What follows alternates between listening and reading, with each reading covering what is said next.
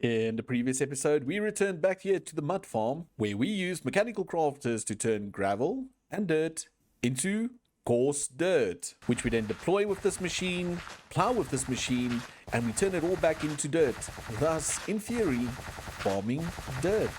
But to farm dirt, we needed a bunch of machines, like mechanical crafters, cobble generators, and gravel makers, and a whole lot of conveyor belt, which meant we needed power. And as you guys can see, a whole lot of water wheel power, which brings us to this week's little project. And that project will be more power, but not windmill power, not water wheel power. No. I think it's time we get ready for proper power.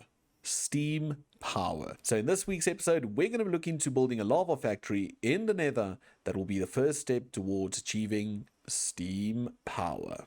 So in honesty, I think the easiest way we can do this is by getting a lava factory set up in the Nether and pumping up lava into tanks over there and then transporting it into the overworld with trains.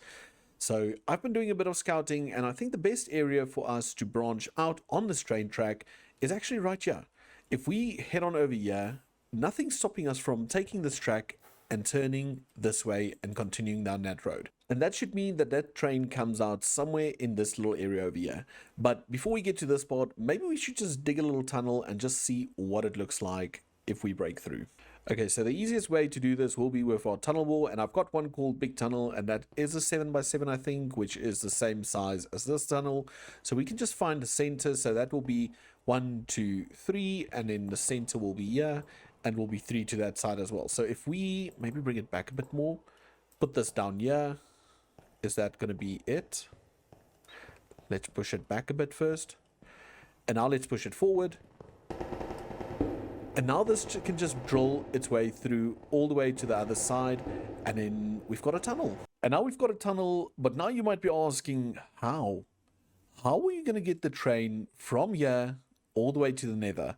Well, that's a cool thing. With the Create mod, you can send trains through Nether portals, and I thought it would look really cool if we have a train come down this tunnel, and just before it reaches this cliff and falls into the ocean, it passes through to the Nether. So now the next thing we need to do is build a little Nether portal there. Just go see where this portal comes out on the other side.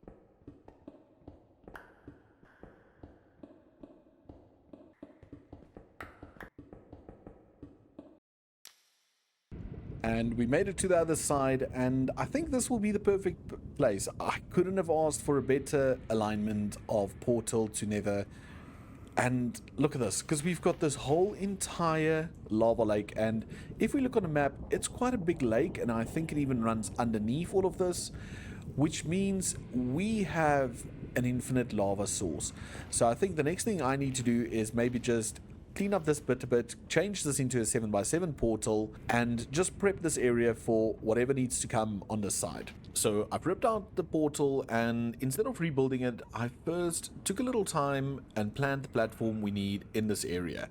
And I did it in creative and prepared a schematic, so I think we should maybe just nudge it into place, see where everything goes, and then we can start looking at building the portal around that, which might be easier. So while I'm over there setting up the schematic cannon, I thought I should talk to you guys. You see, only 3.8% of all of you are subscribed, but a whole lot more of you are watching the videos. So why not hit that subscribe button and never miss out on a video? Come on, I know you're burning to do it. Click subscribe. So I've built out a little dirt platform all the way from over here to there, just to make sure the cannon is more or less in the center of this platform.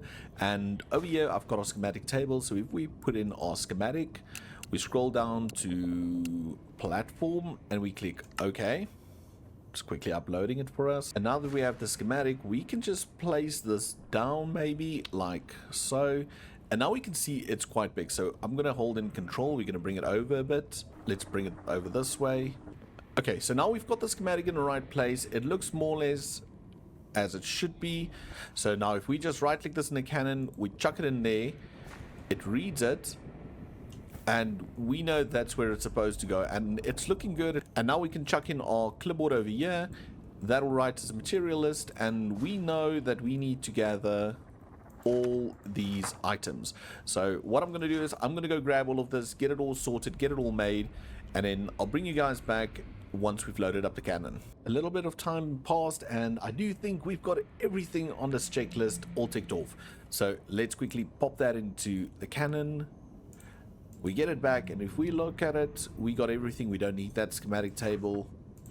But yes, we've got everything ticked off. So the next thing we want to do is we just want to go show printing settings, and we just want to say skip missing blocks. And then I do think we need to click this one that says replace solids with solids, which basically means if there's a solid block like over there somewhere, it has to replace it with the new block.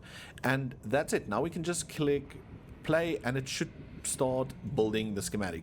So let's do that with a little sped up montage.